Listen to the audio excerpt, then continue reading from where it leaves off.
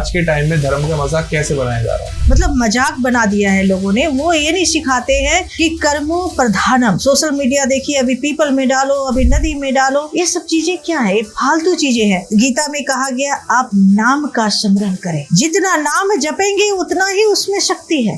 जो जिनका लव जिहाद की वजह से शादी हुई, तो वो उसके बारे में जो कुछ किस्से आप बताइए। अगर नॉन मुस्लिम को मारोगे तो तुम्हें जन्नत मिलेगी। अब जन्नत देखा है उन्होंने कि जन्नत मिलेगी या नहीं मिलेगी? कुरान में साफ लिखा हुआ है कि आप नॉन मुस्लिम की लड़की को लाएंगे तो वहाँ हूर की परी मिलेगी, शरीर भी ऐसा होगा कि कांच की तरह चमक रहा होगा।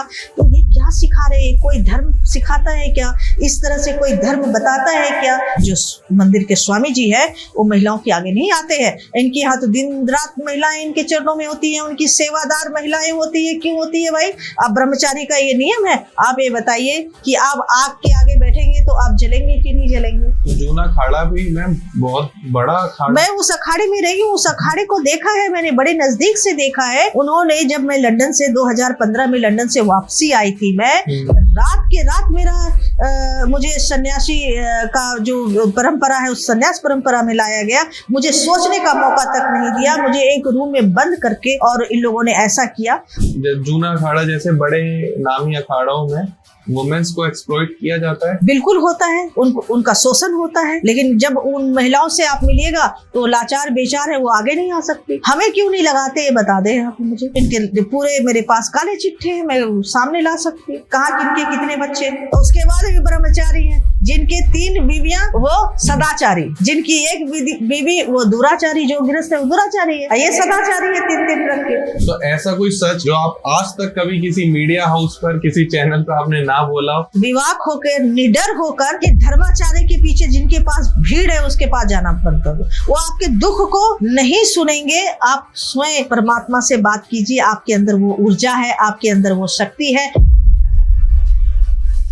नमस्कार दोस्तों, राधे राधे। स्वागत है आपका एक और नए पॉडकास्ट में। तो आज के पॉडकास्ट में, चाहे वो हमारा सनातन धर्म हो, हमारा एस्ट्रोलॉजी हो, हमारा ज्ञान हो, हमारे वेद हो, हमारे पुराण हो, हमारी गीता हो, जो भी स्कल्पचर्स, जो भी मैन्युस्क्रिप्ट लिखी गई हैं और लोग उनको फॉलो करते हैं, बट उनको फॉलो करते करते कैसे उन्होंने धर्म को धंधा बना दिया, किस तरीके से लोगों को मिसगाइड कर रहे हैं, धर्म के नाम पर लोगों को अलग ही राह दिखा रखी है।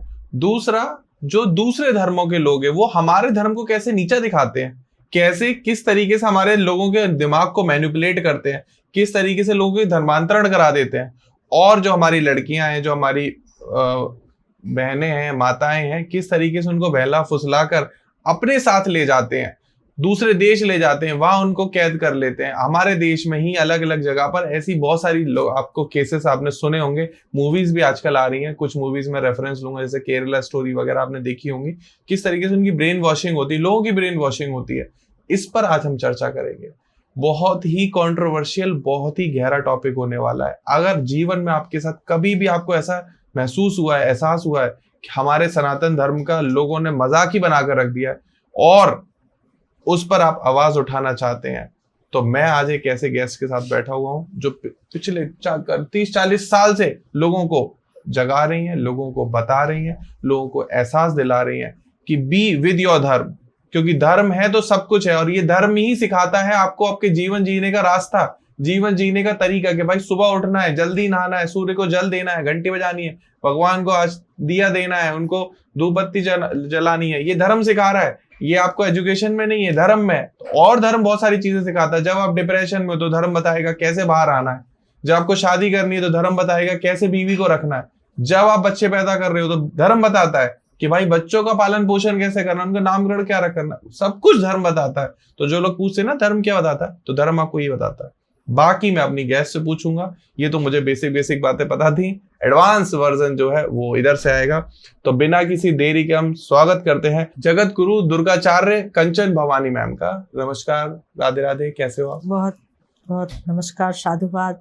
कृष्णाय वासुदेवाय हरे परमात्मने प्रत्यज्ञ कलेश नाशाय गोविंदाय नमो नमः।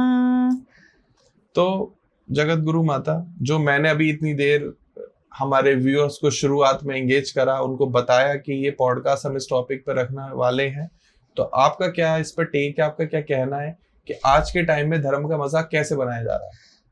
आज का जो दौर मैं देख रही हूँ, यूट्यूब देख रहे होंगे, सोशल मीडिया देख रहे होंगे, एक से एक नए नए धर्माचार्य शुरू हो गए, चाहे वो ज्योतिषाचार्य है या धर्म क्षेत्र में है। मतलब मजाक बना दिया है लोगों ने। वो ये नहीं सिखाते हैं कि कर्मो प्रधानम। आप गीता जब पढ़ेंगे तो गीता में बहुत स्पष्ट लिखा हुआ है, कर्म कीजिए, फल की इच्छा मत कीजिए। तो आपको एक तो नियम के पक्के होने चाहिए। ये नहीं कि आप सुबह उठे, अब देखिए बहुत सारे लोग बताएंगे टीवी शुरू कीजिए, सोशल मीडिया देखिए, अभी पीपल में डालो, अभी नदी में डालो। ये सब चीजें क्या है? फालतू चीजें हैं। आप गीता में कहा गया आप नाम का स्मरण करें, जितना नाम जपेंगे उतना ही उसमें शक्ति है। और नियम के पक्के हों।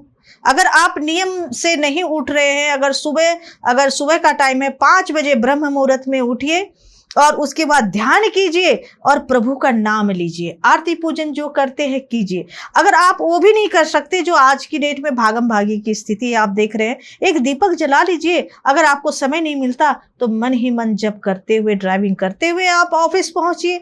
किसने कहा है कि अभी यहाँ पे आज कपूर जलाओ, आज लौंग डालो, आप इलायची डालो, घर में घुमाओ? घर का वातावरण साफ सुथरा होना चाहिए। उस घर में निरंतर आप अगर गीता का पाठ चला दीजिए, दुर्गा सप्तशती चला दीजिए, वो वातावरण ऑटोमेटिकली वहाँ का बिल्कुल पॉजिटिव हो जाता है। अब देखिए लोग 1-1 किलो का पोटली घर में बंधवा रहे हैं। तो वो क्या है? इसमें नमक डालो, इसमें ये डालो और पोटली डाल दो। किसी शास्त्र में नहीं लिखा हुआ, किसी वेद में नहीं लिखा हुआ है, ना रामायण में लिखा हुआ है। कहते हैं कि आप जप करो, मन और श्वास का जो मोती है माला, वो चलती रहनी चाहिए। जो आज की दौर में लोगों ने पाखंड बना दिया है। अब पाखंड इस तरह से ये नहीं करोगे तो आपका नुकसान होगा।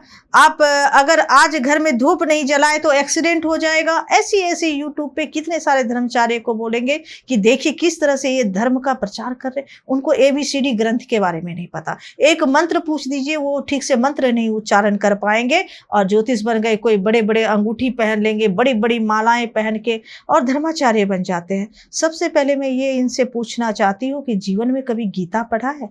गीते का कोई श्लोक आपको आता है? नहीं आता है।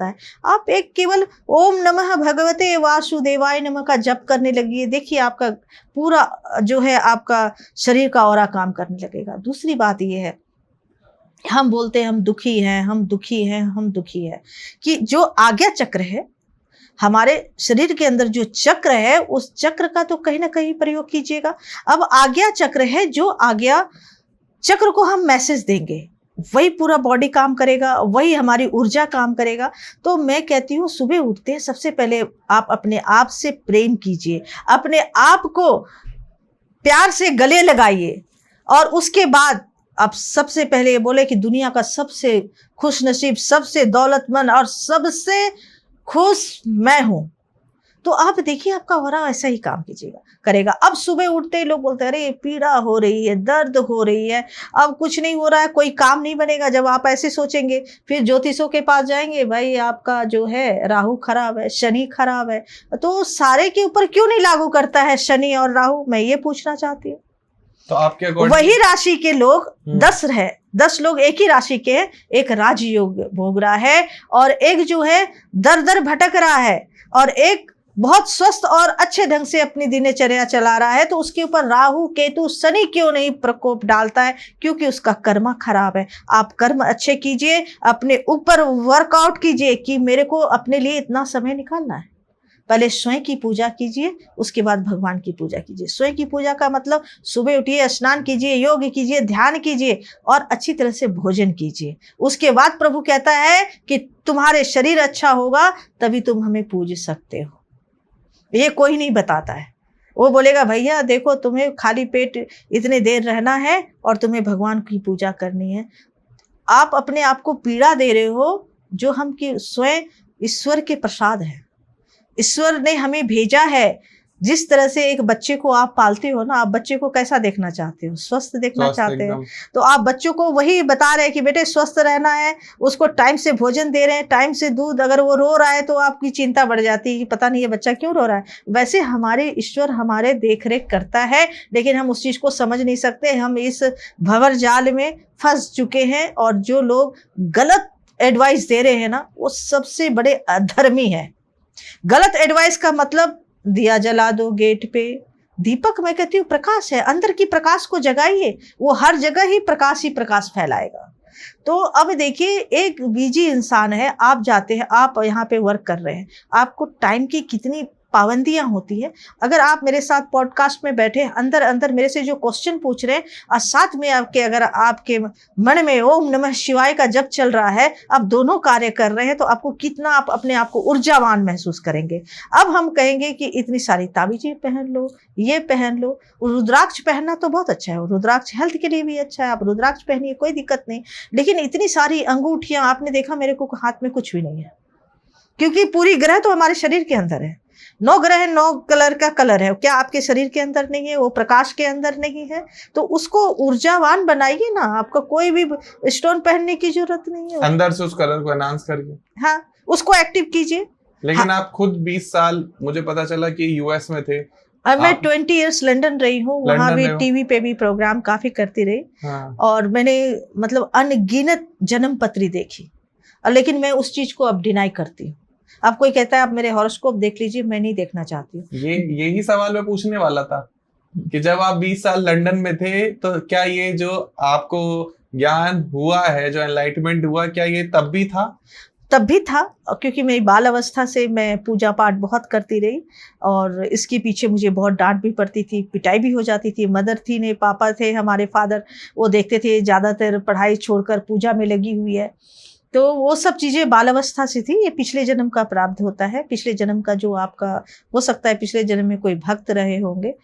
तो मैंने जब कुंडली देखना, मैं शुरू में तो बहुत खुश होती थी, अरे इतने सारे कुंडली, कई हर जगह से फ़ोन आता था। एनीवे पाकिस्तान से भी कई महिलाएं हमें फ़ोन करती थी, उनका हॉरोस्कोप नहीं होता था तो क्वेश्चन कुंडली बना के बताती थी। लेकिन धीरे धीरे मैंने देखा ये सब बिल्कुल बेकार है, ये ठीक है ही नहीं कुंडली, क्योंकि सेम कुंडली मेरे पास आते थे, same time, same birth, same place, दोनों में बहुत आसमान जमीन का फर्क होता था। फिर मैंने गीता भी पढ़ी, मैंने कुरान भी पढ़ी हूँ, मैं बाइबल भी पढ़ी हूँ। कई बार मैं डिबेट पे जब जाती हूँ तो मेरे सारे कंठस्थ होते हैं, मैं वहाँ पे लोगों को वो करती हूँ, वही रोकती हूँ कि नहीं ये यहाँ गलत है।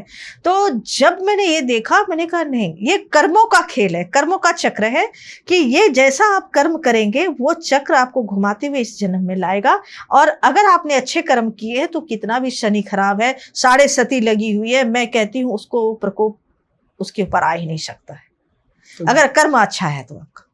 तो कर्म प्रधान है आपके अकॉर्डिंग? कर्मों प्रधानम, स्वयं भगवान कृष्ण जी ने गीता में कहा है कि कर्म से मैं भी अछूता नहीं हूँ। अब ये देखिए, उन्होंने छल से भी, जब महाभारत हुआ था, जब कौरव पांडवों का युद्ध हो रहा था, वहां भी छल किया गया था, तो भगवान कृष्ण जी के साथ भी छल हुआ। लेकिन एक सवाल है आपसे यहाँ, हाँ। जब कोई बच्चा पैदा होता है तो उसका पंडित जी चेक करते हैं और बताते हैं कि भाई मूलों में पैदा हुआ है, या इसका पिता पर कुछ प्रॉब्लम आ सकती है, माता पे कोई प्रॉब्लम आ सकती है, या फिर बच्चे के दिल में छेद है, इसकी सांस की नली में प्रॉब्लम। अब मैं बताती हूँ, अब पिता पे वो भारी क्यों है? वो पिता ने पिछले जन्म में उसको प्रताड़ित किया होगा, इस जन्म में वो जन्म लेके उस गर्भ से मूल नक्षत्र में जन्म ले रहा है, या उस काल में वो जन्म लिया है कि जो पिता पे भारी पड़ेगा। दूसरी बात है कि आप देखते होंगे कई घर में बच्चे इतने नालायक होते हैं कि माँ बाप को रोना आता है। वो क्यों आता है?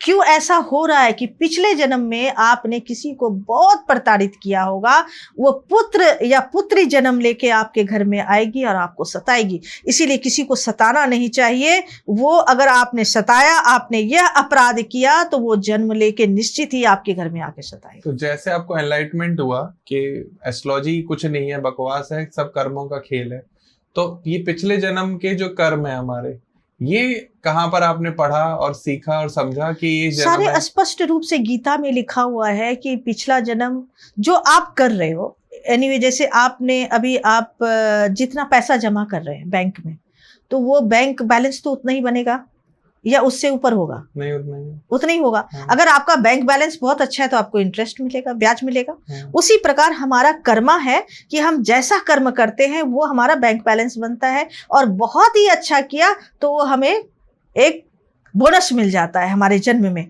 तो आप अच्छा कर्म कीजिए, वही लेके आप यहाँ आते हैं और उसी हिसाब से आपका जीवन चलता है, ना कि कुंडली के हिसाब से आपका जीवन चलेगा। कुंडली तो देखिए एक ग्रहों की एक स्थिति है, वो पूरा मैथ है कि आपने किस काल में जन्म लिया। अब मैंने एक लोगों का लंदन में मैंने हॉरोस्कोप देखा था, उसकी आयु अल्प बता रही थी कुंडली के अनुसार, लेकिन वो जिया लंबा। क्यों? उसका जीवन बड़ा था और उसके कुंडली में राज्य योग्य था, लेकिन नहीं है। क्यों नहीं है? कहीं ना कहीं उसने पिछले जन्म में धन की दुरुपयोग किया होगा, धन को अलग जगह खर्चा किया होगा, चाहे वो जुए खाने में खर्चा किया होगा या शराब में उड़ाया होगा। तो अगर लक्ष्मी को अलक्ष्मी के तरह से आप यूज करेंगे तो आपको अगले जन्म में लक्ष्मी की प्राप्ति नहीं होगी। उसी प्रकार माँ सरस्वती, आप देखेंगे बहुत पढ़े लिखे होते हैं लोग, और उसके पास पढ़े लिखे होने के कारण इतने हाई एजुकेटेड होंगे, लेकिन उसके पास धन की कमी होती है। तो ऐसे तो जगत गुरु माता सारे मंदिर भी बंद करा दो। जब एस्ट्रोलॉजी काम नहीं करती तो भगवान के सामने सर झुकाना भी काम नहीं आप करता। देखिए ऊर्जा मंदिर क्यों नहीं काम करेगा? मंदिर में जाते हैं, मंदिर क्यों बनाया गया जी। आप अगर अकेले आप बैठ के ध्यान कीजिए तो आपका केंद्र, आपका ध्यान नहीं लगेगा। आप मंदिर जाते हैं, पूजा करते हैं, वहाँ डेली आह्वान होता है, वहाँ आपको ऐसा नहीं लगता कि यहाँ देवी देवता का वास है? क्योंकि जब हम उनको पूजते हैं, किसी मंदिर में उनका आह्वान करते हैं, वो एनर्जी वहाँ आती है, और वह एनर्जी आप जब जाते हैं तो आपको महसूस होता होगा। आप कभी किसी मंदिर में जाते हैं तो आपके रोंगटे खड़े हो जाएंगे, या आपको लगेगा अरे हम कहाँ पहुँच गए। तो एक बालक बन के जाइए, बच्चा बन के जाइए मंदिर जब जाते हैं, बड़े होके मत जाइए। अब बड़े होके जब जाएंगे भगवान के आगे तो क्या करेंगे? आप मांगेंगे, प्रभु हमको आज बंगला चाहिए, गाड़ी चाहिए, और हमें धन चाहिए, दौलत चाहिए। आप यही मांग करते हैं। आपने कहा कि हे प्रभु हम आपके बालक हैं, आपकी जो इच्छा है हमारे कर्मों के अनुसार दीजिए। तो आप जाके भगवान के आगे भी सौदा करने लगते हैं, तो भगवान सुनना बंद कर देता है। आप एक बालक के रूप में जाइएगा। आप देखिए जब बड़े हो जाते हैं, आज आपके मम्मी पापा गोद में बिठाते थे जब बच्चे थे, पुचकारते थे, तो अब क्यों नहीं उस तरह से प्यार करते हैं? क्योंकि आप बाल अवस्था बड़े हो गए। उसी प्रकार जब हम बालक बने रहते हैं ना ईश्वर के आगे, तो वो हमारी बराबर सुनते हैं। और जब हम बड़े होके जाते हैं नहीं, फिर हम सौदेबाजी भी करते हैं। प्रभु आपने अगर हमें इतना फायदा करा दिया तो हम सोने का मुकुट, सोने का, चांदी का चढ़ाएंगे। ये क्या है जो हजारों हाथों से देने वाला है? आप कर्मों के हिसाब से मांगिए ना कि प्रभु जो मेरे भाग्य में वो उसे जरूर देना और अच्छा कर्म करूंगा मैं। ये तो कभी नहीं बोलते। ना भी मांगे तो कर्म तो कर रहे हैं, फिर फल तो फिर भी हाँ, आप बैठिए ना उनके आगे, आप ये बोलिए प्रभु मेरे से जाने अनजाने में अगर कोई दोष या मेरे से अपराध हुआ है तो उसे क्षमा करना। देखिए प्रभु आपके कितना जल्दी सुनता है। आप ये नहीं बोलेंगे प्रभु आपने बहुत दुख दिया, मुझे कष्ट दिया, सबको धन दिया, दौलत दिया, सबको अंबानी अडानी बनाया, मुझे क्यों नहीं बनाया? लेकिन ये बोलेंगे, लेकिन आप ये नहीं बोलेंगे कि प्रभु अगर हमने और पिछले जन्म में इस जन्म को लेकर अगर हमसे कोई अपराध हुआ है तो मुझे क्षमा करना। देखिए आपका कार्य कैसे बनता है। लेकिन लोग बोलते नहीं हैं। ये तो हमारे धर्म की बात हो गई। हाँ। अब हम थोड़ा अपने धर्म से बाहर निकलते हैं, हम आते हैं मुस्लिम धर्म की तरफ। तो आपने बहुत सारी फीमेल्स को रेस्क्यू करा है जो जिनका लव जिहाद की वजह से शादी हुई, तो वो उसके बारे में जो कुछ किस्से आप बताइए कि वो आपने कब सोचा कि इनको वापस अपने धर्म में लेकर आना है, और उन लड़कियों की मानसिकता कैसी होती है उस टाइम में जब आप मिलते हो पहली बार? आज के दौर में मैंने तो बहुत सारे, मेरे को याद भी नहीं है कितनी लड़कियों का रेस्क्यू किया है मैंने। तो मैंने ये देखा है उन बच्चियों का किस तरह से ब्रेन वॉश किया जाता है। और अभी जो जितने भी धर्माचार्य बैठे हैं उन बच्चियों को नहीं ठीक से गाइड कर पा रहे हैं, तभी वो दूसरी जगह जा रहे हैं। हमारे गीता के बारे में नहीं बता पा रहे, हमारे धर्म क्या है, हमारा धर्म क्या सिखाता है। सबसे खूबसूरत सनातन धर्म है जहाँ पेड़ों की पूजा होती है, नदियों की पूजा होती है, जानवरों की पूजा होती है, इंसानों की पूजा होती है। इससे खूबसूरत तो है नहीं कोई भी धर्म। आप ये देखिए और धर्मों में क्या होता है, वो कहते हैं कि आप अगर नॉन मुस्लिम को मारोगे तो तुम्हें जन्नत मिलेगी, अब जन्नत देखा है उन्होंने कि जन्नत मिलेगी या नहीं मिलेगी। इस तरह से लोगों को काउंसलिंग करते हैं, लड़कियों को काउंसलिंग करते हैं। कोई धर्म नहीं है। मैंने कुरान पढ़ा है, कुरान में साफ लिखा हुआ है कि आप नॉन मुस्लिम की लड़की को लाएंगे तो वहां हूर की परी मिलेगी, शरीर भी ऐसा होगा कि कांच की तरह चमक रहा होगा। तो ये क्या सिखा रहे हैं? कोई धर्म सिखाता है क्या? इस तरह से कोई धर्म बताता है क्या कि आप इस तरह से कीजिए? अब लड़कियों का ब्रेन इस तरह से वॉश करते, तुम्हारे यहाँ तो धर्म का पूरा ये है, देखो कोई भी धर्माचार्य बन रहा है, पूजा इस ढंग से होती है। तो ये जो है उनको हमारे धर्म में सिर्फ एक ही अल्लाह है, अल्लाह को पूजेंगे तो तुम्हें ये मिलेगा, अल्लाह जानता है, अल्लाह जो है ये इस सारे जो सनातन धर्म नहीं है उससे भी आगे की परंपरा है। इस तरह से वो काउंसलिंग करते हैं उनको, और जिसके कारण वो लड़कियां बहकावे में आ जाती है। और मैंने जो देखा है आज के जो युवा है, मुस्लिम युवा, वो इसी धर्म परिवर्तन में लग गए हैं। क्योंकि 5 लाख रुपए अगर स्वर्ण की लड़की लाओगे, ब्राह्मण की लड़की लाओगे, राजपूत की लड़की लाओगे, भूमियार की लड़की लाओगे, कायस्थ की लड़की लाओगे, तो उनके अलग अलग पैसे बंधे हुए। अब ये क्या टारगेट करते हैं कि देखो हमें तो पैसा मिल रहा है, लड़कियों को अच्छी तरह से घुमाएंगे, बहुत स्वीट बात करेंगे और उन्हें अच्छे से अच्छे गिफ्ट खरीद के देंगे। तो मैं उन बेवकूफ़ लड़कियों से बोलना चाहती हूँ कि अपने धर्म को जानो। उनके धर्म में हलाला होता है, आप हलाला कराना चाहोगी? अब हलाला जब होता है, अगर आपको तलाक कर दिया तो आपको उसके पिता के साथ, लड़के के भाई के साथ, ससुर के साथ आप जाना पसंद करोगी? तो हमारा कितना खूबसूरत धर्म है। हमारे धर्म में ऐसा नहीं होता। हमारा धर्म सिखाता है कि हमारी बहुत अच्छी संस्कृति और परंपरा है। हमारे में जो बच्ची एक बार किसी के साथ बंध जाती है तो आजीवन उसके साथ बिताती है। ये हमारा सनातन की खूबसूरती है जो माँ सीता से मिलता है सुनने को। कई ऐसे हमारे ग्रंथ में ऐसी है वर्णन है कि जिससे कि हम सर्वोपरि मानते हैं। अभी बट सावित्री पूजा गया। बट सावित्री पूजा हमारा धर्म बताता है, हमारा सनातन बताता है कि हम कितने उस पे अटल हैं। एक सावित्री को बताया गया है कि एक कैसे अपनी पतिव्रता के पति के उसमें उन्होंने यम से भी अपने पति को छीन लाया। ये खूबसूरती है हमारी सनातन की, ना कि हलाला जैसे खूबसूरती है। तो अगर जैसे कोई भी मुस्लिम लड़का और हिंदू लड़की को पसंद कर लेता है, प्यार कर लेते हैं, दोनों आपस में शादी करना चाहते हैं, तो मैं एक शब्द में आपसे पूछना चाहूंगा, क्या वो करनी चाहिए या नहीं? बिल्कुल नहीं करनी चाहिए, क्योंकि आपने 35 टुकड़ों में लड़कियों को करते देखा है। ये केवल धर्म परिवर्तन कराना जानते हैं और तीसरा कुछ भी नहीं। तो नहीं करना चाहिए, नहीं करना चाहिए। और ये सब वो अपने पैसे के फायदे के लिए कर रहे हैं। पैसे के फायदे, अपनी जनसंख्या बढ़ाने के लिए करते हैं कि हमारी जनसंख्या बढ़ेगी तो ये जो है जैसे इस्लाम कंट्री बनाएंगे भारत भूमि को, तो इस्लाम कंट्री बन ही नहीं सकता कभी। तो जो हमारी गवर्नमेंट है वो इस पर क्यों नहीं काम कर रही?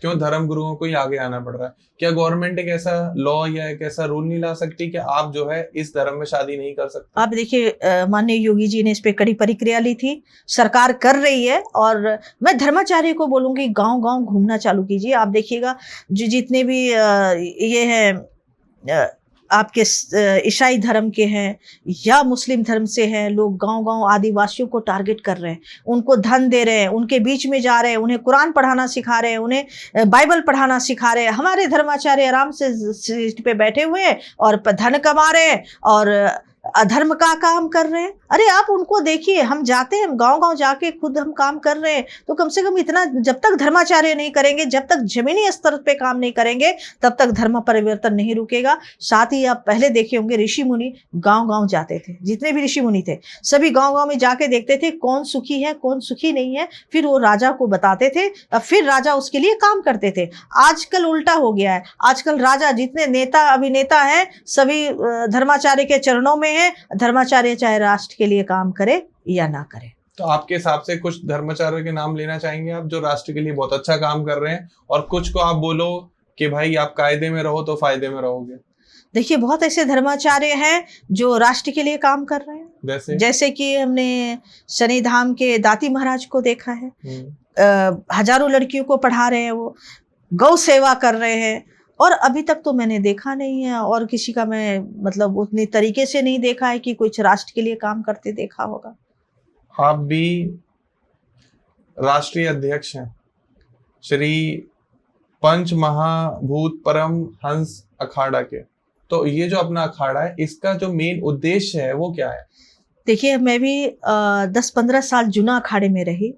जब मैंने देखा कि वहाँ पुरुष प्रधान है, महिलाओं को कहीं आगे नहीं आने देता, और कोई भी साध्वी को आपने देखा है कि वो कोई पदाधिकारी हो और उसके संरक्षण में कोई कार्य चल रहा हो? यहाँ पुरुष प्रधान है, बस 3 ही प्रधान है यहाँ पे पुरुष, पूरे अखाड़े में 13 अखाड़े में महिलाओं को कभी आगे नहीं किया जाता है। मैं इतना राष्ट्र के लिए काम की हूँ, जमुना अभियान चलाई, लाखों पेड़ लगाए, हजारों लड़कियों की रेस्क्यू की हूँ, वो उनको कोई वैल्यू नहीं है। उनका वैल्यू वो है कि बस हम सर्वोपरि हैं। इसीलिए हमने साध्वी अखाड़ा यह बनाया है, साध्वियों को संरक्षण देना। अगर आप ये देखिए, जब साध्वी जब आवाज उठाती है ना, तो उसको फंसा के जेल भेज देते हैं। ये उल्टा होने लगा है। ये उल्टा साध्वियों को, कई ऐसे साध्वियों को जेल भेज दिए। ये हम जैसे पे अगर हाथ डाल के देखेंगे तो फिर हम बता देंगे इन्हें कि क्या है हम। तो इसीलिए अभी हम सारे साध्वियों को एकजुट करने में लगे हैं, और सबको बोलूंगी कि आप भी राष्ट्र के लिए काम करो। देवी देवताओं ने शक्ति को आगे रखा। आप देखिए, फाइनेंस मिनिस्टर हमारी महालक्ष्मी, एजुकेशन मिनिस्टर हमारी सरस्वती माँ, डिफेंस मिनिस्टर हमारी दुर्गा, संहार करने वाली सभी देवी देवताओं ने तो शक्तियों को आगे रखा है। अभी महाकुंभ लगेगा, आप जिस नर्मदा जी, जिस गंगा जी, जिस यमुना जी में आप डुबकी लगाते हो, वो भी शक्ति का प्रतीक है, और वो भी शक्ति है। आप जहां अपने पाप को धोने की मनसा से डुबकी लगा रहे हैं, तो बिना शक्ति का तो ये भूमि भी अधूरा है। तो इसीलिए साध्वी अखाड़ा बनाया है। ओके, तो ये जो अपना अखाड़ा है वो पूरा साध्वी को ही डेडिकेटेड है। बट अगर कोई साधक इसको ज्वाइन करना चाहे तो क्या ऑप्शन देते हैं? बिल्कुल, हमारे अखाड़े में उनका वेलकम है, वो आ सकते हैं। ऐसा नहीं कि पुरुष भी है, जो पुरुष भी आ सकते हैं हमारे अखाड़े में, लेकिन सबको इक्वल देखा जाएगा। ये नहीं कि साध्वी पीछे रहेगी और पुरुष प्रधान आगे रहेगा, वो नहीं, वो इसमें होने वाला है। हाँ, तो लेकिन जूना अखाड़ा भी मैम बहुत बड़ा अखाड़ा। मैं उस अखाड़े में रही हूँ, उस अखाड़े को देखा है मैंने, बड़े नजदीक से देखा है। उन्होंने, जब मैं लंदन से 2015 में लंदन से वापसी आई थी, मैं रात के रात मेरा मुझे सन्यासी का जो परंपरा है, उस सन्यास परंपरा में लाया गया। मुझे सोचने का मौका तक नहीं दिया, मुझे एक रूम में बंद करके, और इन लोगों ने ऐसा किया। और उसके बाद ये लोग फिर हमारे, क्योंकि हम राजघराने से हैं, हमारे बिहार में मंदिर है, टेम्पल है, 5 एकड़ में बना हुआ है, और 350 वर्ष जब वो जमीन देखा, जायदाद देखा, अब वो कहने लगे अखाड़े में लिख दो। तो हम क्यों अखाड़े में लिखेंगे? जो हमारे दादा परदादा का बनाया हुआ टेम्पल है, करीब कम से कम 200 करोड़ की प्रॉपर्टी है, वो हम कैसे लिख देंगे? उसके बाद जो हमारे वैशाली में है, उसकी मांग होने लगी, तो हम क्यों लिखेंगे? उसके बाद इनको दे के फिर इनके पीछे पीछे घूमते रहो, इन संतों के पीछे, आपको तो भी घास नहीं डालेंगे। तो हम स्वयं सक्षम है कि हम खुद भी अपने परंपरा को आगे बढ़ा सकते हैं। तो अब ऐसा होता है वैसे अखाड़ा में कि कोई अच्छा पैसे वाला या रईस घर का या राज परिवार का मिल जाए तो उसको टारगेट करते हैं? हाँ, उसको टारगेट करते हैं। उनको जमीन लिख के दे दीजिए अखाड़े में, तो आपकी बहुत अच्छी वो है। आज भी जो साध्वी तन मन धन जो अर्पित कर दिया, उसकी पूछे, हम लोगों की क्यों नहीं पूछे? क्योंकि हम बिल्कुल खरे हैं। तो आपने जो आपका जायदाद है, मंदिर है, जो भगवान को समर्पित है, क्या आपने उनके नाम किया उस अखाड़े के? बिल्कुल भी नहीं, वो हमारे परिवार का है, हमारे पूर्वजों का है, वो आज भी हमारे पास है। क्या जूना अखाड़ा जैसे बड़े नामी अखाड़ों में वुमेन्स को एक्सप्लॉइट किया जाता है? बिल्कुल होता है, वहाँ वुमेन्स उनका शोषण होता है। लेकिन जब उन महिलाओं से आप मिलिएगा तो लाचार बेचार है, वो आगे नहीं आ सकती। हमें क्यों नहीं लगाते, ये बता दें आप मुझे। हमें कोई नहीं पद क्यों नहीं दे देते, आप ये बताइए। अब जगत गुरु आचार्य जी सुनेंगे, वही बताएंगे, इस पर आवाज देंगे। नहीं, हमें क्यों नहीं? क्योंकि हम वो हैं कि सत्य के मार्ग पे चलते हैं। अब इनसे पूछा जाए कि इनके बच्चे हैं? सबके बच्चे हैं, पूरे चिट्ठे हैं मेरे पास। हमारी बाल अवस्था में शादी हुई, मेरी एक बेटी है। मैं खुल के बोलती हूँ, मैं आज से मीडिया में नहीं हूँ, मैं 35 साल मीडिया को फेस कर रही हूँ, सबको पता है। जब मैं जूना अखाड़ा ज्वाइन की तो बोले कि इसको बता देना कि मेरी बहन की बेटी है। भाई, बड़ा दुर्भाग्य की बात है, जो ईश्वर ने आपको बच्चे दिए उसको नाजायज कैसे घोषित कर सकते हैं? और ये उनमें से हैं कि अपने बच्चे को नाजायज घोषित करते हैं, इनके पीछे बच्चे होते हैं, और वो बच्चों को ये अपने भतीजे और भतीजीवाद बताते हैं। अब इनसे बड़ा पापी या दुराचारी कौन हो सकता है? और सत्य है अगर कभी मौका मिलेगा तो इनके पूरे मेरे पास काले चिट्ठे हैं, मैं सामने ला सकती हूँ कहाँ किनके कितने बच्चे हैं। उसके बाद भी ब्रह्मचारी हैं जिनके 3 बीवियां वो सदाचारी, जिनकी एक बीवी वो दुराचारी, जो गृहस्थ है वो दुराचारी है, और ये सदाचारी है 3 रख के। सीरियसली? बिल्कुल। मैं तो बहुत गहराई से देखी हूँ, उसके बाद मैं अखाड़े से दूरी बना ली। तो आपने अपना अखाड़ा कब शुरू किया? मेरे अखाड़े शुरू हुए अभी मैंने जनवरी में शुरू किया, दिसंबर में मैंने रजिस्टर कराया। उस पे भी अभी मुझे धमकी मिली है कि ये छोटे छोटे अखाड़े जो हैं ये बनने लगे। क्यों बनने लगे? जब बड़ा कोई करप्शन करने लगता है तो कोई ना कोई छोटा उठ के उसकी सफाई करती है। अब सफाई का समय आ गया। आपके अकॉर्डिंग हमारा जो अखाड़ा है वो लोगों को क्या सिखाता है, क्या संदेश देता है, और मूल रूप से किन उद्देश्यों पर काम करता है? जो अभी हमने श्री पंच महाभूत अखाड़ा बनाया है, ये एजुकेटेड लोग होंगे, पढ़े लिखे होंगे, यानी कि फेल है। जैसे एक क्लास भी नहीं पढ़े हुए कितने आपको महामंडलेश्वर बता दूंगी, गिनती करा दूंगी। हमारे जूना अखाड़े में, महानिर्माणी अखाड़े में, निरंजनी अखाड़े में पढ़े लिखे नहीं है, लेकिन महामंडलेश्वर है। तो इसमें सब एजुकेटेड लोग होंगे और ऋषि मुनि की परंपरा के अनुसार होंगे। ऋषि मुनि की परंपरा क्या थी? सब शादीशुदा थे। आप ये बता दीजिए, एक भी ऋषि मुनि को उठा के देख दीजिए कि कोई शादीशुदा नहीं थे। ऐसा कोई था? कोई ब्रह्मचारी थे? नहीं थे। इस कलयुग में ये ब्रह्मचारी कैसे रह सकते हैं बताइए?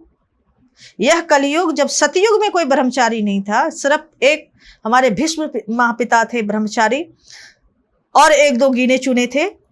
और आज के युग में, घनघोर कलयुग में, तो कैसे हो सकते हैं ब्रह्मचारी? और एक से एक हीरोइन आ रही है, इनके पाँव पे चरणों में दंडवत प्रणाम कर रही है, और वो हो सकते हैं ब्रह्मचारी?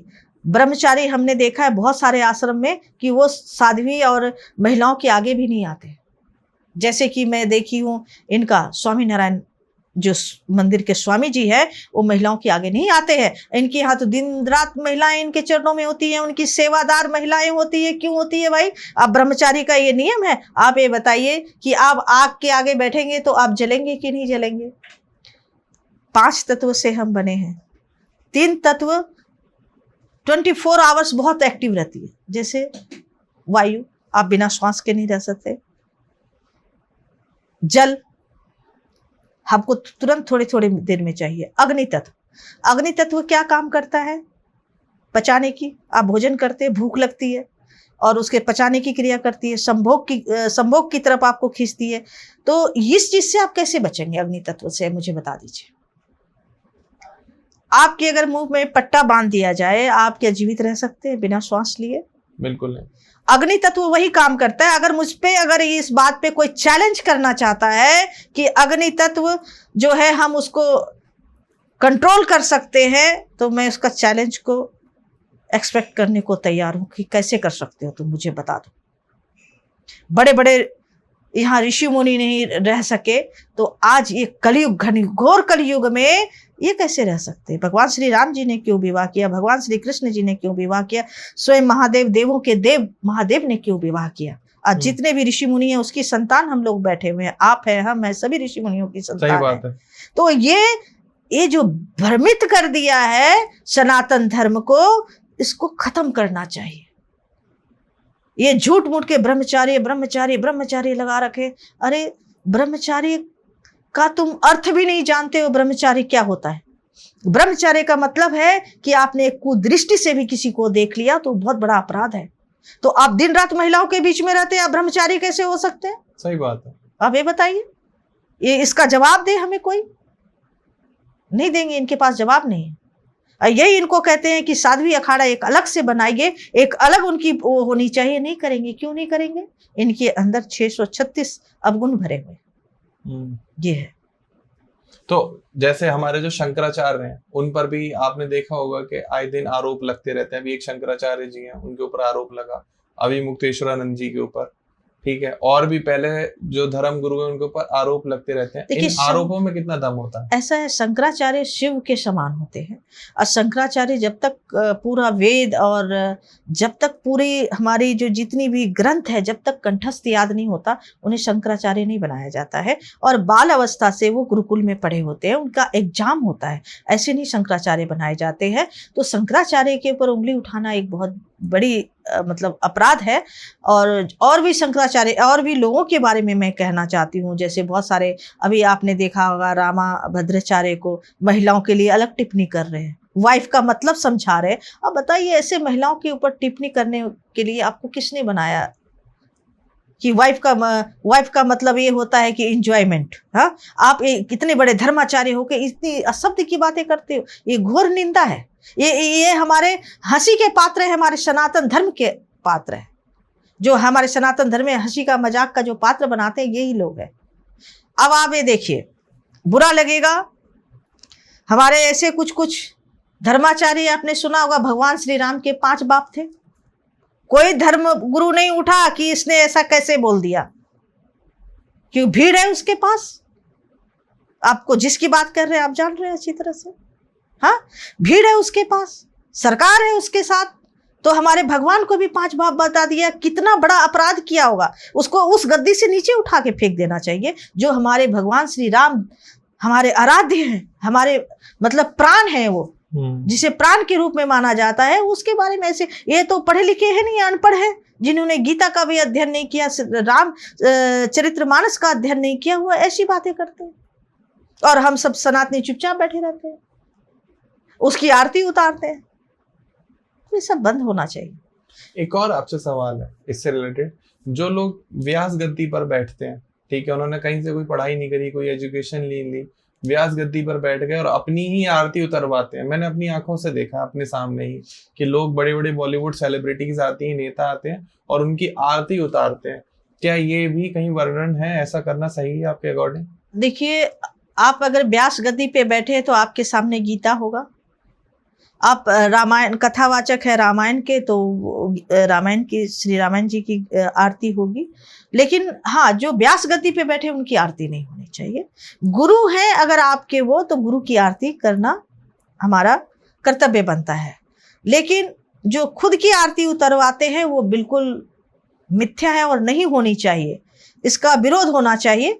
हाँ, सामने अगर गीता रखा हुआ है तो गीता की आरती हमारा कर्तव्य है, और हमारी सनातन और हमारा संस्कार कहता है कि हम उनकी आरती करें। आपके अकॉर्डिंग असली संत को पहचानना कितना मुश्किल है? कैसे पहचाने अगर कि असली संत है या नहीं है? आजकल नकली संतों के पास भीड़ जमी हुई है। असली संत जो हैं वो साधना में जुटे हुए हैं, भीड़ से दूर है। अभी हम लोग के पास आप भीड़ नहीं देखोगे, हम लोग साधना में लगे होते हैं। अगर हम भीड़ में जम जाएंगे तो हम साधना कब करेंगे, राष्ट्र के लिए काम कब करेंगे? भीड़ इकट्ठा है, नेता अभिनेता आ रहे हैं, वो सबसे बड़े साधु, चाहे उसकी साधना जीरो। बड़ी बड़ी गाड़ियां हैं। अब ये बताइए, जो आप बड़ी बड़ी गाड़ियां रखते हो, मैंने आज तक अपने पास कार नहीं रखी है, जबकि इतने साल मैं लंदन रही हूँ, मेरे पास 1000 करोड़ के मालिक हो सकते थे, लेकिन हमने नहीं किया। हमने राष्ट्र के प्रति समर्पण किया। अगर हमने अभियान चलाई है, यमुना अभियान, तो हमने 1 रुपये भी किसी से चंदा नहीं लिया। डस्टबिन लगाया हमने केजरीवाल के सरकार के टाइम में, हमने सोनिया विहार 2.5 पिस्ता पे डस्टबिन 500 लगाया, 1000 डस्टबिन हमने ITO घाट पे लगाया, किसी से नहीं लिया, हमने स्वयं किया। अपने पैसे से? हाँ, अपने पैसे से। जो मुझे दान दक्षिणा मिला मैंने वो उसको समर्पित कर दिया। ये संत का कार्य होता है, ना कि संत का कार्य है कि आओ भैया, हाँ तुम अभी मुझे 50 लाख दोगे, 1 करोड़ दोगे, तब हम जाएंगे कथा करने। उनमें से नहीं है। हमने 1 लाख पेड़ दिल्ली में लगाया है, और सभी सरकार के नज़रों में। हमारी वासी स्वराज आई हैं, हमारे काफ़ी कार्यक्रम में मनोज तिवारी आए हैं, हमारे जमुना अभियान में 2-3 बार आए हैं। तो कार्य संतों का ये होता है कि आपको जो मिला वो राष्ट्र में लगा दीजिए, ना कि आप ऐशो और आराम में चार्टर प्लेन में घूम रहे हैं। ये कौन सा संत का काम है? तो ये नहीं होना चाहिए। एक हमारे संत हैं सदगुरु, बेंगलोर में उनका पूरा आश्रम है, चार्टर प्लेन में ही घूमते हैं, उनके बारे में आप कुछ कहना चाहेंगे? देखिए, राष्ट्र में आज हमारे सनातन के ऊपर काम करने के लिए बहुत सारे काम पेंडिंग पड़े हुए, जिनके घर में रोटी भी नहीं जा रहा है। चाहे आदिवासी एरिया चले जाइए तो वहाँ कौन टारगेट कर रहा है? क्रिश्चियन, हमारे मुस्लिम, वो लोग उसको टारगेट कर रहे हैं। उनको धर्म परिवर्तन करा रहे तेजी में। एक प्लेन में उड़ते रहे और इस्लाम धर्म अपनी तैयारी कर रहे हैं। ये चार्टर प्लेन में उड़ेंगे लेकिन अपने राष्ट्र के लिए नहीं सोचेंगे। ये बहुत विडंबना है कि हमारे धर्माचार्य ऐसे हो गए। कम से कम आप कभी सोचे हैं कि अपने पैसे लगाकर उन आदिवासियों के लिए कुछ सोचे? नहीं, उनको उनकी सुविधा के अनुसार अपना कार्य करेंगे। भीड़ है, ये भीड़ में जाना पसंद करते हैं। और भीड़ में कौन जाता है? भेड़िए। शेर का काम है जंगल जंगल जाकर देखना, ये नहीं जाएंगे। अब इतना बड़ा कांड हो गया, पहलगांव में 26 लोग मरे थे, कोई भी संत वहां नहीं गया। मेरी पहल थी, मैंने 2-4 संत को बोला नहीं नहीं वहां नहीं जाएंगे, इतनी बड़ी वो, मैंने जबरदस्ती लेके गई। मैंने कहा एक मैं महिला साध्वी होके मैं जाने को तैयार हूँ, तो आप क्यों नहीं चलेंगे? सही बात है। मैं पकड़ के ले गई, लाल चौक पे गई। लाल चौक पे फिर हमने पूरी आवाज उठाई कि हम गर्व से कहते हैं हिंदू है, तुम्हारे में ताकत है तो गोली मार के दिखाओ। तो वहां हिजाब पहने हुए जो वहां के कांस्टेबल थे, पुलिस अधिकारी थे, सब आए, बोले शांति का संदेश दीजिए। मैंने कहा शांति का तभी संदेश देंगे जिस तरह से हमारे धर्म को धर्म पूछ के मारा गया, हम उसी तरह से कहते हैं कि हमारे श्री राम का पटका है, आप गले में डालिए, हम शांति का संदेश देंगे, तभी हो सकता है ना। अगर आपने धर्म पूछ के नहीं मारा होता तो एक बात, दूसरे अपने धर्म पूछ के हमारे उन लोगों को मारा है। किसी के बच्चे छोटे छोटे थे, किस तरह से बिलख रहे थे, किस तरह से उन्हें गोली से भून दिया, बड़ा दुखदाई था वो घड़ी। तो ये धर्माचार्य का काम बनता है। सही बात है। तो जो हमारे प्रधानमंत्री जी हैं नरेंद्र मोदी जी, वो हिंदू राष्ट्र बनाने के बारे में बात करते हैं, कई बार उनकी स्पीचेस में आता है हिंदू राष्ट्र बनाएंगे, हिंदू राष्ट्र बनाएंगे। क्या लगता है आपको कब तक अच्छा ये बताइए, हिंदू राष्ट्र कब नहीं था? ये घोषित नहीं हुआ। घोषित पहले भी था। ये हम जानबूझ के बोल रहे हैं अरे हिंदू राष्ट्र हिंदू राष्ट्र, बोले हम हैं, खुद हैं सक्षम और थे हैं, लेकिन हम बोल रहे हैं हमें बना दो, हमें बना दो। अशोक सम्राट पृथ्वीराज चौहान, अशोक सम्राट पृथ्वीराज चौहान की बात है, जब चंद्रगुप्त मौर्य आए, अशोक सम्राट आए, उन्होंने कहां कहां तक राज्य किया है बताइए? तब विश्व गुरु नहीं था, यह हिंदू राष्ट्र नहीं था, भगवा ध्वज नहीं लहराता था पूरे देश में। हमने हिंद सिंध तक राज किया है, तो पहले भी था। और विश्व गुरु बनाने वाला कौन था इस देश को? बिहार। आज जो लोग पिछड़ा कहते हैं बिहार को, बिहार ही वह पहला क्षेत्र है जिसने पूरे देश पे राज किया है। चाणक्य हमारे वहां से, नालंदा विश्वविद्यालय जो आज आप पढ़ रहे हैं ग्रंथ कहाँ से निकला हुआ है? आज साइंस कहाँ से निकला हुआ है? नालंदा विश्वविद्यालय से। आज बिहार को जो पिछड़ा कहते हैं, मैं खुद भी बिहार से हूँ, मुझे मालूम है कि हमारी भूमि जो है तपी। आज बोलती हूँ बिहार को आप सम्मान करना चालू कर दीजिए, फिर भी भारत विश्व गुरु बनेगा। आपने बिहार को पिछड़ा समझ रखा है।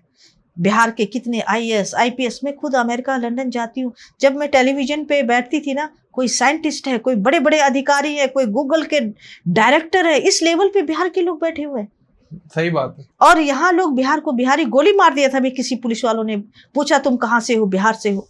तो ये दुर्भाग्य की बात है, आपने बिहार को जाना नहीं, बिहार की तपोभूमि को पहचाना नहीं। तो जितने IAS IPS हैं बिहार के, और सबको हम सम्मिलित करेंगे कि साध्वियों को न्याय मिलना चाहिए, और न्याय मिलने के लिए हमें बहुत स्ट्रगल करना पड़ेगा। ये लोग मुझे दबाने की भी कोशिश करेंगे, लेकिन मैं दबने वाली नहीं हूँ। क्योंकि आप ये देखिए, बहुत सारी ऐसी साध्वियां हैं जो डर के मारे बाहर नहीं निकल रही हैं, और मेरे अंदर खाते से मेरे गुप्तचर भी लगे हुए हैं इनकी सारी चीजें, इनकी पोल पट्टी खोलने के लिए। तो गुप्तचर के जरिए हम इनकी सारी चीजें बाहर निकालेंगे। आप देखिए, बहुत सारी ऐसी साध्वियों को जो आवाज उठाई है उसको जेल भिजवा दिया इन्होंने। हमको किस बिहाफ पे आप जेल भेजोगे ये बताओ? ना हम आपके आश्रम में रहते हैं, ना आपके टुकड़ों पे पल रहे हैं, सब हमारे पास है। हम अपनी आवाज खुद उठा सकते हैं, बुलंद कर सकते हैं। जब एक झांसी की रानी अकेले पूरे अंग्रेजों को अकेले खदेड़ सकती है, तो हमारे में वो शक्ति है कि हम अकेले इन लोगों को देख सकते हैं। ईश्वर ने आपको शक्ति दी है, बस पॉजिटिव सोचना है। मैं वो पॉजिटिव से सोचती हूँ कि मैं इनका कल्याण कर सकती हूँ। सही बात। तो जब आप लंदन गए थे, तब आपने कभी सोचा था कि एक दिन मैं भी कभी साध्वी बनूंगी, मैं भी अपना अखाड़ा स्टार्ट करूंगी और मैं भी देश राष्ट्र के लिए इतना काम करूंगी? राष्ट्र के काम करना तो मेरा बचपन से ही आदत था। कोई अगर दुखियारी आ जाता था तो मैं उसकी मदद जरूर करती थी। बचपन से इसके पीछे मैं फादर से भी बहुत डांट सुनती थी, क्योंकि मेरी 9 वर्ष में हमारी मदर एक्सपायर हो गई थी। तो हमने जो भी दुखियारी आ गया अनाज उठा के मैं उससे दे देती थी। वो बचपन से ही मेरी आदत थी। हो सकता है ये पिछले जन्म का हमारा हिस्सा रहा हो। तो मैं जब लंदन गई, सबसे पहले मेरा जो 20 साल की आयु में मैं मॉरिशस गई थी। उसके बाद हर कंट्री जाती रही। फिर लंदन गई, माउथ पब्लिक सिटी हुआ था एक, वहाँ पे हमारे जानने वाले थे, उनको डॉक्टर ने मना कर दिया था क्योंकि कोमा में थे 6 महीने से। तो मैं लंदन के लिए वीज़ा लगा रही थी। तो मुझे जिस दिन वीज़ा के लिए गई थी तो जो लंदन के ब्रिटिश थे उन्होंने पूछा आप कौन हो, क्या करते हो? मैंने कहा मैं ज्योतिषाचार्य हूँ, एस्ट्रोलॉजर हूँ। बोले आपको लगता है कि आज आपको वीज़ा मिलेगा? मैंने कहा हाँ मिलेगा। उन्होंने पेपर उठा के फेंक दिया। अब मेरा भी संकल्प था कि मैं वीज़ा लेके रहूँगी। तीसरे बार में मुझे वीज़ा मिला, मैं लंदन गई। लंदन पहुँची, फिर उनके लिए मैंने ध्यान और प्रार्थना की। हॉस्पिटल से परमिशन लिया कि मैं यहाँ 3 घंटे जप कर सकती हूँ। उन्होंने कहा हाँ आप कर सकते हैं। नाम में, ना कि मैंने यज्ञ किया, नाम में इतनी शक्ति है कि आपको मौत से भी बाहर निकाल सकता है। वो जब किया मैंने 15 दिन कंटिन्यूस, वो कोमा से बाहर आ गए। माउथ पब्लिसिटी हो गई, मुझे टीवी पे बिठा लिया गया। फिर मैं कंटिन्यूस वहाँ पे रहने लगी। और आप ये सोचिए कि नाश्ता अगर लंदन में करती थी, बेल्जियम में लंच करती थी और हॉलैंड में डिनर करती थी। ये मेरी स्थिति बन गई थी। 2015 में मैंने हाथ जोड़ा, माँ भगवती मुझे अस्थाई कर दो। लेकिन मैंने धन नहीं कमाया। जो धन कमाया वो सारे राष्ट्र के में लगाया मैंने। धन ऐसा नहीं है कि मेरे पास धन नहीं आता था, लेकिन उस टाइम से लेके अभी तक मुझे कोई कह दे कि आपके बैंक बैलेंस 100 करोड़, 50 करोड़, 1 करोड़ भी नहीं। हमने देश में लगाया जो भी कमाया। और एक हमारा 250 गज में हमारा आश्रम बना हुआ है, बस। बाकी हमारे पूर्वजों का दिया हुआ जो मंदिर है, बाकी हम कुछ तो लेके नहीं जा सकते। अब क्या होता है अखाड़े में, क्या होता है, आपके पास धर्म है, धन बहुत सारे इकट्ठे हो गए हैं, नाम है, आपको जहर दे दिया जाएगा, मार दिया जाएगा। ये तो राजनीतिक से भी गलत है। पॉलिटिक्स में भी ऐसा होता है, लेकिन इतना ज्यादा नहीं होता। ये राजनीतिक से भी गया गुजरा है। सुधार लाने की जरूरत है। कितने ऐसे संत को जहर दे दिया गया, और बड़े बड़े धर्माचारी जिसका नाम है मेरे पास। वक्त आएगा तो वो भी मैं खोलूंगी राज। आश्रम के लिए, पैसे के लिए इन्होंने अपने गुरु को मार दिया। शिष्य उसका उत्तराधिकारी बन गया, या कोई बड़ा है उसने उसको जहर दे के उसको मार दिया रातों रात। भाई इनके हाथ में सरकार होती है, रातों रात अंतिम संस्कार किया और दफन कर दिया, समाधि दी और अब बात खत्म हो गई। ये किसी को आगे आने नहीं देते हैं। तो ये सब चीजें जो गंदगी मची हुई है ना, वो बहुत जरूरी है, सफाई करने की जरूरत है। जो कि आपने प्रण ले लिया कि मैंने प्रण ले लिया। माननीय मैं मोदी जी से यह बात करूंगी कि ये जो धर्म के मार्ग पे चल चुके हैं इनको सुधारना बहुत जरूरी है। मैंने उन पब्लिक से कहना चाहूंगी जो पब्लिक इमोशनल होते हैं और बड़े बड़े नेता अभिनेता को उनके पास जाते देखते हैं, बड़ी बड़ी गाड़ियां देखते हैं, हेलीकॉप्टर में आ रहे, ऐसी जगह जाना बंद कर दो। अपने पैसे को बचाओ, अपने ऊपर लगाओ और प्रभु का नाम लो, भजन करो। जितना जपोगे आपका कष्ट दूर होगा। ये आपके कष्ट दूर नहीं करेंगे, आपका शोषण करें। सही बात है। तो ऐसा कोई सच जो आप आज तक कभी किसी मीडिया हाउस पर, किसी चैनल पर आपने ना बोला हो, जो आप इस पॉडकास्ट में बोलना चाहते हो? अक्सर तो मैं बेबाक अपनी बात रखती हूँ हर जगह, जितने भी मैं डिबेट पे बैठती रही हूँ सबके लिए।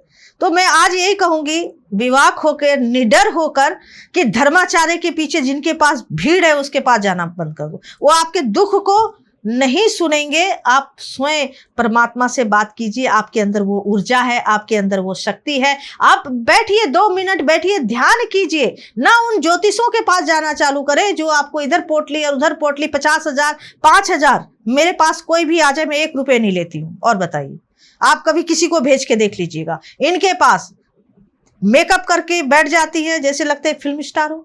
अरे ज्योतिष का ये सिस्टम था क्या? ज्योतिष का आज देखिए, हमारे आप में मेकअप देखा है फेस पे? कोई कह दे कि हमने कभी मेकअप किया हो? वैसे ही ग्लो कर रहा है। आप ये देखिए, जब आपके अंदर ऊर्जा होगी तो आपका स्किन वैसे ही ग्लो करेगा। प्रभु की कृपा होगी तो आपका फेस दूर से लोग देखे खींचे चले आएंगे।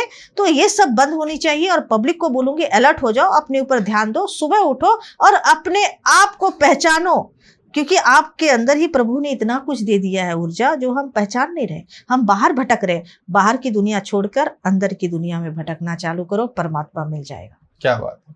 तो आजकल आपने देखा है जैसे कुंभ का मेला लगता है या और भी ऐसी चीजें लगती हैं, वहां लोग कहते हैं कि नशे का बड़ा मार्केटिंग होती है, लोग गांजा पी रहे हैं, लोग कोई नशे कर रहे हैं अलग अलग तरीके के, और उनको बड़ा वैलिड माना जाता है। तो इस पर आप क्या कहना चाहते हो? देखिए, पहले शिव पुराण मैंने पढ़ा है। शिव पुराण में कहीं वर्णन नहीं है कि भगवान चरस, गांजा, हफीम पीते। हाँ, ये जरूर वर्णन है कि उन्होंने समुद्र मंथन का विष पिया था। अब मैं इस धर्माचारी से, अखाड़े से कहना चाहती हूँ कि इनका बहिष्कार कब करेंगे जो गांजा, हफीम, चरस पी रहे हैं और ये स्मगलिंग हो रहा है। ये स्मगलर है या साधु है, ये मैं पूछना चाहती हूँ। उसका बहिष्कार करेंगे महाकुंभ में? ये मुझे जवाब मेरे को चाहिए। अगर नहीं करना चाहते तो मैं उसका बहिष्कार करूंगी कि आप मुझे ये बता दीजिए कि किस ग्रंथ में लिखा हुआ है, गीता में लिखा हुआ है, रामायण में लिखा हुआ है। और ये इसको बढ़ावा दे रहे हैं। फॉरेन कंट्री से आते हैं, बड़े बड़े युवा जाते हैं वहाँ, वो युवा हमारी पीढ़ी देखकर नशेड़ी बनाओगे हमारे युवा को? क्या धर्म के मार्ग पे चलाओगे, सिखाओगे कि गीता पढ़ाना सिखाओगे? ये कुंभ को, ये कुंभ नहीं, महापाप बना देते हैं। ये लोग जाते हैं ना डुबकी लगाने, हम गंगा जी में जाके पवित्र होंगे, वहां अमृत गिरा था, ये अमृत जहां गिरा है उसको महापाप की जगह बना देते हैं। घोर पाप होता है वहां पर। मैं कहती हूँ, मैं इस बार चैलेंज करती हूँ, महादेव ने विष पिया था ना, मैं 1 क्विंटल विष लेके जाती हूँ।